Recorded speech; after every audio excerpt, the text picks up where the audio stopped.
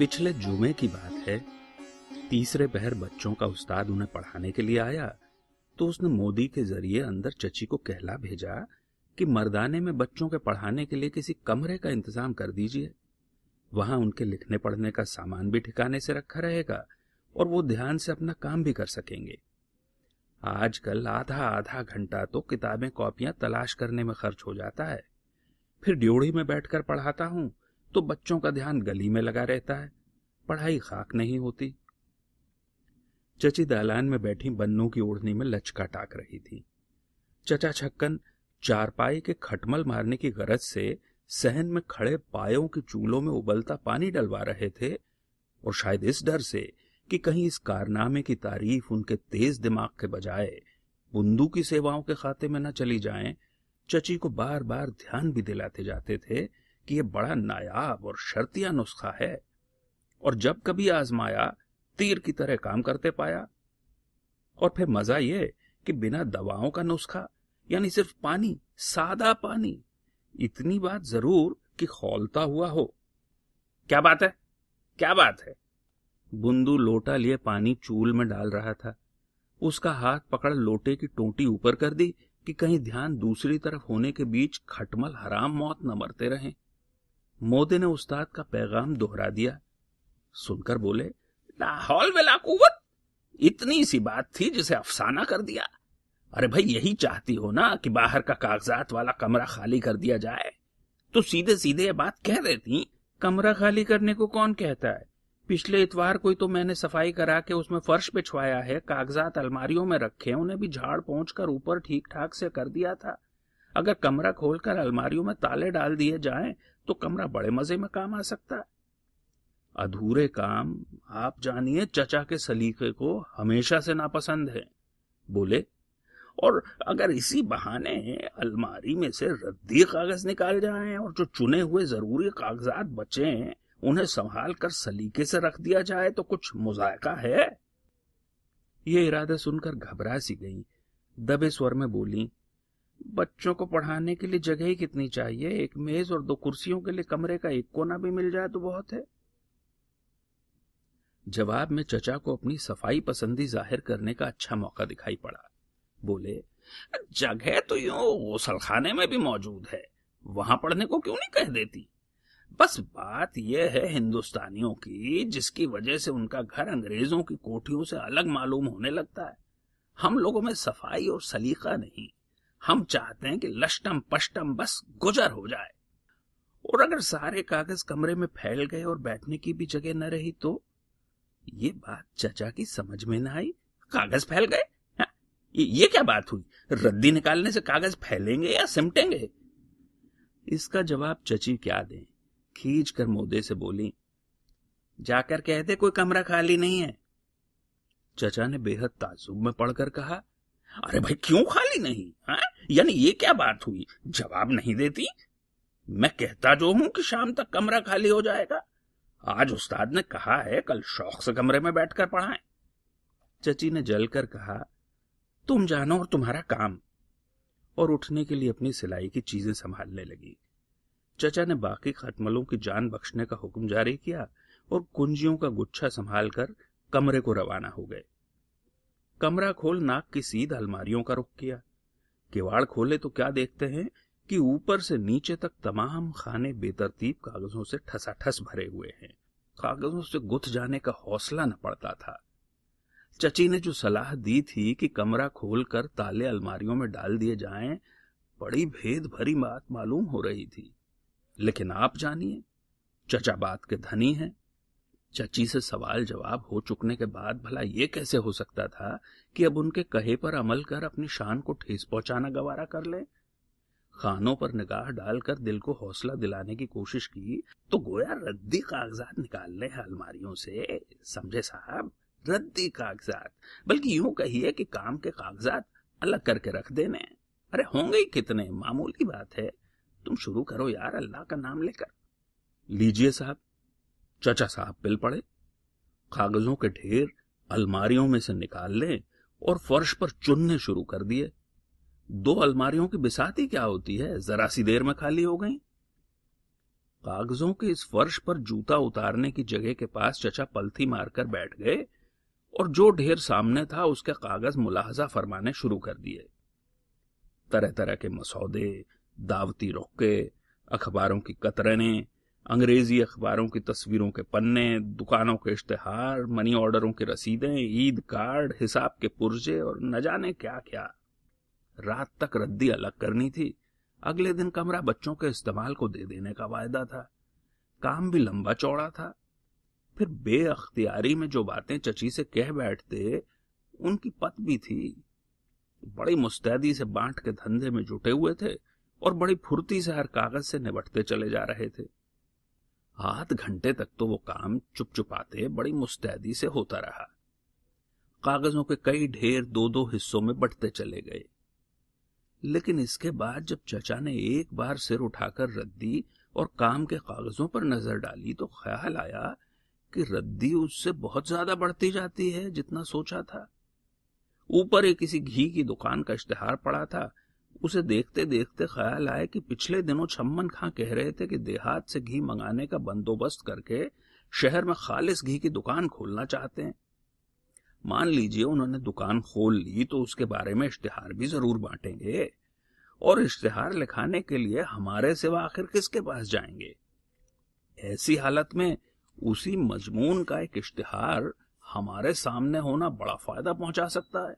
यह ख्याल आते ही उस इश्तेहार को उठाकर काम के कागजों में रख लिया और मुनासिब मालूम हुआ कि रद्दी कागजों पर खूब सोच समझकर ध्यान से एक नजर और डाल ली जाए। आए हुए ईद कार्ड अपने ऊपर ईद संबंधी छपे शेरों के कारण बहुत ही फायदे की चीज साबित हो सकते हैं। मसलन अगर ईद के मौके पर यही शेर सादे कागज पर नकल करके भेज दिए जाएं तो तबीयत की सादगी भी जाहिर हो और किफायत भी रहे। और पुराने अखबार भी अगर गौर किया जाए तो बड़े काम की चीज हैं। मसलन संदूकों और अलमारियों में बिछाए जा सकते हैं और बरसात के दिनों में इनसे बच्चों के लिए नाव बनाने का काम लिया जा सकता है। यानी बच्चों का एक जरा सा शौक पूरा करने के लिए इसके सिवा चारा नहीं होगा कि एक नया अखबार उठाकर जाया कर दिया जाए। गरज यह कि पहले आध घंटे में जितने कागज रद्दी करार पाए थे, अगले आध घंटे में करीब करीब सब के सब किसी न किसी वजह से कारआमद करार पा गए। एक घंटे की मेहनत के नतीजों पर गौर किया जाए तो चचा को अपने मिजाज में एक तरह की तब्दीली महसूस होने लगी। यानी उनकी तबीयत उनके इरादे से असहयोग करने पर तुली मालूम होती थी। शरीर भी विद्रोह पर तुल चुका था। जम्हाइयां और अंगड़ाइयां चली आ रही थीं। कमर पर हाथ रखकर उसे सीधा करने की जरूरत पड़ रही थी। आंखें कागजों को केवल देख रही थीं कि बिखरे पड़े हुए हैं। मन केवल इतना कह रहा था कि अगर ये चुन चुन कर एक जगह हो जाते तो बहुत ही अच्छा होता। एकाएक ख्याल आया कि जब पहला ढेर छांटने बैठे थे तो शुरू शुरू में अपनी ही कही हुई एक अधूरी गजल निगाह के सामने पड़ी थी। सोचा जरा देर उसका आनंद ले लेने में कोई हर्ज ना होगा। ढेर को उलट कर सामने रखा, उसके बहुत से कागज बिखेर कर गजल ढूंढ निकाली। एक शर्मीली मुस्कुराहट के साथ उसका पाठ करने लगे। मोदा हुक्का लेकर आ रहा था। उसके कदमों की आहट मालूम हुई। ऊंची आवाज में पढ़ना शुरू कर दिया। खाक पर है तने बेजा मेरा, ध्यान रखना सगे जाना मेरा, कसदे सहरा जो कभी करता हूँ, पांव पड़ता है गरीबा मेरा। असल बात यह थी कि मोदा अकेले में कई बार अक्सर गजलों के शेर गुनगुनाता हुआ सुना गया था। चचा को ख्याल आया कि अगर उसको कुछ अच्छे और फन के एतबार से पुख्ता शेर याद करा दिए जाएं तो ये अपने और उसके दोनों के लिए खुशी का कारण होगा। लेकिन मोदा कदरदान न निकला। हुक्का रखते ही वापस चला गया। चचा शेर पढ़ने के दौरान में गर्दन मोड़ मोड़ कर बाहर देखते रहे कि मुमकिन है लिहाज के मारे सामने आकर शेर सुनने की हिम्मत न पड़ी हो। लेकिन थोड़ी देर बाद जब अंदर सहन में से उसकी आवाज सुनाई दी तो नाराज से होकर बोले, जाहिल है या छुट्टन की अम्मा ने ताकीद कर रखी होगी कि वहां ज्यादा देर न ठहरना। सन 23 में दद्दू को निमोनिया हो गया था। उन दिनों चचा किसी काम से लखनऊ गए हुए थे। चची ने बड़ी परेशानी की हालत में उन्हें खत लिखकर जल्द वापस आने की बड़ी मिन्नत खुशामद की थी। चचा ने खत पढ़ा तो शायद चची की विनम्रता और परेशानी को याद करके मुनासिब मालूम हुआ कि घर में अपनी अहमियत जताने के ख्याल से उसे चची को फिर से सुना डाला जाए। आखिर उठ खड़े हुए, जूती पहनते पहनते अंदर का रुख किया, जाकर चची से कहा, छुट्टन की अम्मा, देखना तुम्हारा एक खत मिला है सन 23 का। वो जो दद्दू को निमोनिया हुआ था और मैं लखनऊ था, कल किसी बात मालूम होती है। चची हंडिया चूल्हे की फिक्र में लगी थी, बोली, दूर करो, ऐसे खतों को मैं नहीं देखती। चचा का काम न बना, बोले, ऐसा भी क्या वहम, मुझे तो उसे पढ़कर ख्याल आया कि अल्लाह ताला ने उस वक्त बड़ा ही फजल किया, वरना इस बच्चे के बचने की उम्मीद थोड़े थी। तभी तुमने घबरा कर मुझे ऐसा खत लिखा था कि। चची ने कुछ चिढ़कर कहा, अब खाक भी डालो उस मनहूस वक्त की याद पर। अपनी कोशिश में नाकाम रहे चचा जल गए। सोचने समझने की ताकत न रही। बोले, अब खत सुनना भी गवारा नहीं, और उस वक्त कैसे लिख रही थी कि खुदा के लिए जल्दी आओ, और हाथ जोड़ती थी बस खत पढ़ते ही रवाना हो जाओ। चची शायद असली मतलब ताड़ गई थी, धीरे से बोली, बच्चों की जिद जो थी, बच्चों की जिदें तो ऐसी होती हैं। ये कहकर उठी और परात ले बावर्ची खाने की कोठरी को चल दी। चचा ने कुछ कहना चाहा, लेकिन स्टेज खाली हो चुका था। उल्टे पांव लौटने के सिवा चारा न दिखाई पड़ा। वापस आकर कुछ कागजों के बीच फर्श पर एक टापू पर खड़े हो गए। दिमाग खाली था, दिल में एक उलझन सी थी। कभी एकदम ऐसे उड़ते मानो किसी को पुकारेंगे, फिर शायद ये सोचकर रुक जाते कि चची से कह चुके हैं किसी को आने न दे। साथ ही ये भी सोचते कि कोई आकर भी क्या कर लेगा। ऊब कर कुर्ते के अंदर हाथ डाल पेट खुजाए जा रहे थे। ये शगल कब तक जारी रह सकता था। आखिर घबरा गए, कमरे से निकल ड्योढ़ी में चले आए। सड़क पर आने जाने वालों को देखने लगे, मगर कमरे के बारे में दिल में जो फांस थी वो कैसे निकल सकती थी। समझ में न आता था कि बखेड़ा जो फैलाए हैं उसे अब किस तरह खूबी से समेटें। पछतावा भी था कि तुम्हें इस झंझट में पड़ने के लिए आखिर कहा किसने था। उलझन भी थी कि चची के सामने सुरखरू कैसे होंगे। आखिर दिल में कुछ तय कर सिर झुकाए हुए अंदर पहुंचे।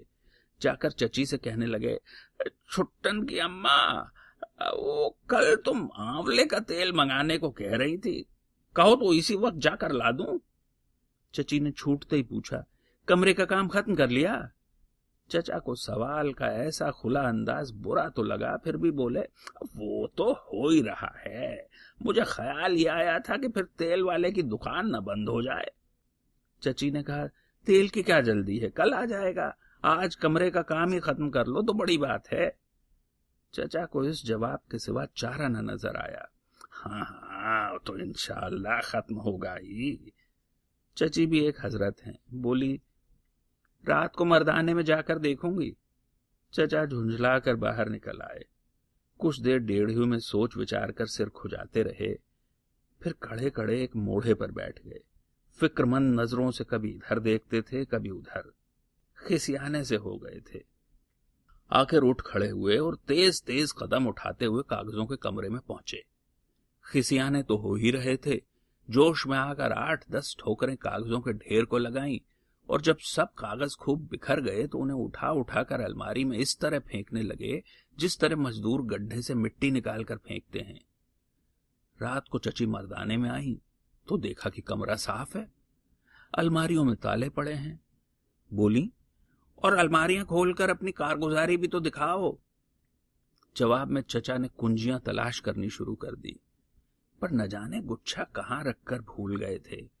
उस दिन से आज तक ये हाल है कि दिन में तो चचा की कुंजियों का गुच्छा मिल जाता है, लेकिन रात के वक्त जब चची मर्दाने में आ सकती हैं, तब बहुत तलाश करने पर भी कभी कुंजियों का गुच्छा नहीं मिल पाता।